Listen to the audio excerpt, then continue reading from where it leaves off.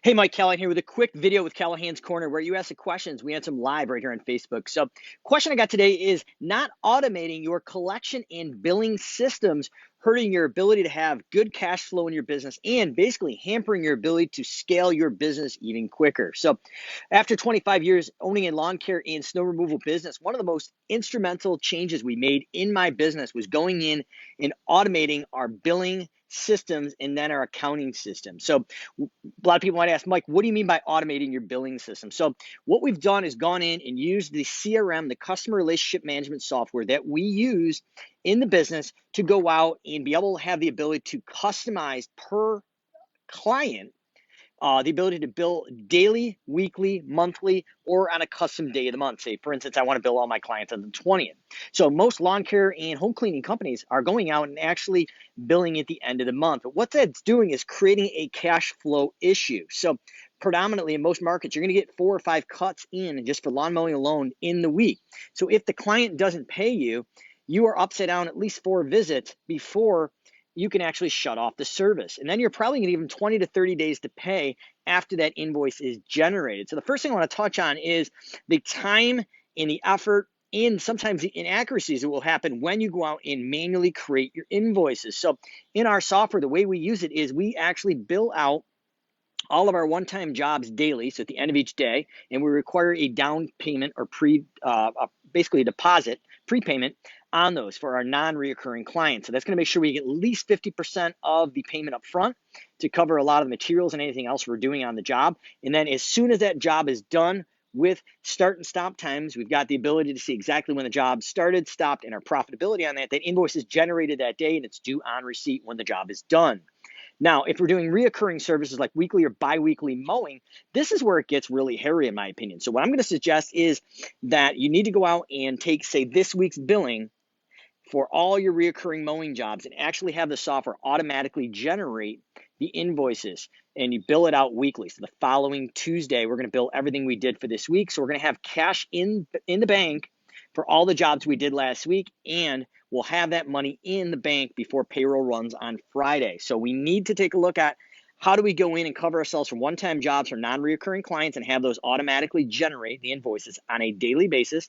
Any reoccurring work, we want those invoices to generate from the week previous. Now, the reason why we're doing this is if there's any rain delay or service delays or customer service issues over the weekend, we don't want to immediately ding their card on Monday. We're going to give them the weekend and the following Monday to submit those issues and for us to go out and fix them. And then we run all the cards on Tuesday. So we're requiring a credit card on file. Now, a lot of people say, I don't want to pay the 3% for that. Well, what you should be doing, we're going to be talking more about this on the webinar I'm doing with Carla, Landscape Accounting, tomorrow night at 8 p.m. There's a link below if you want to join us. Totally free webinar talking about automating and your accounting and different accounting systems. But the idea is we want to get that cash flow in there so we have the cash in the bank to scale, and we're minimizing the risk of somebody not paying us. So all we're going to be out at most is one visit for the mowing or the home cleaning. And now the next thing we're looking at here is once that happens, what happens if someone doesn't pay us? So what we've done is created an automated system that triggers between 1 and 30 days, 31 and 60, 61 and 90 days plus. And then each 7 days in that cycle, we have a phone call or with a call script assigned to somebody in the office. We have an automated email. We may have text messaging. What we've done is created a predictable cadence to go out and collect that money each and every time. So it's not relying on a person in the office, or if you're still in the field, and you're running your office as well, or if you're using a virtual assistant, we've got a predictable system that's assigned to a particular person. So what should happen happens each and every time without the business owner or manager having to babysit the process or do it themselves.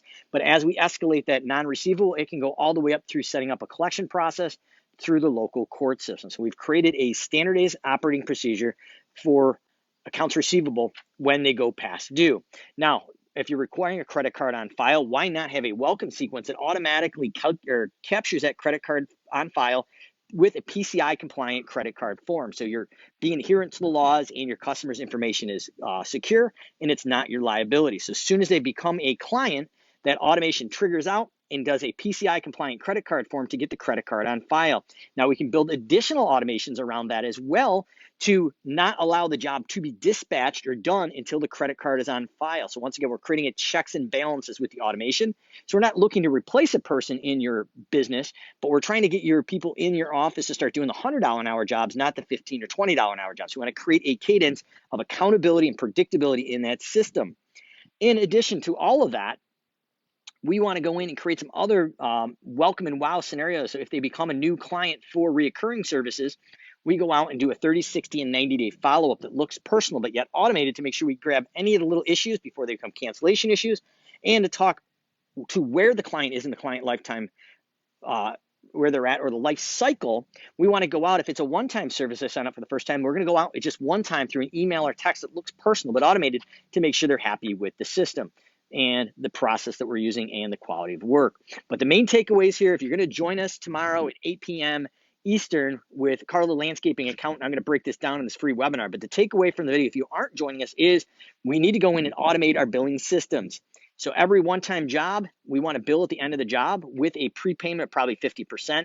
Any reoccurring services, such as your weekly or biweekly mowing, credit card on file, everything we've done this week gets billed out the following Tuesday, and we run all the credit cards. The cost of the 3% of the credit card is built into your financial numbers. So it is not costing more. The cost of that lawn mowing or home cleaning is already incorporating that 3%, but the key is cash flow.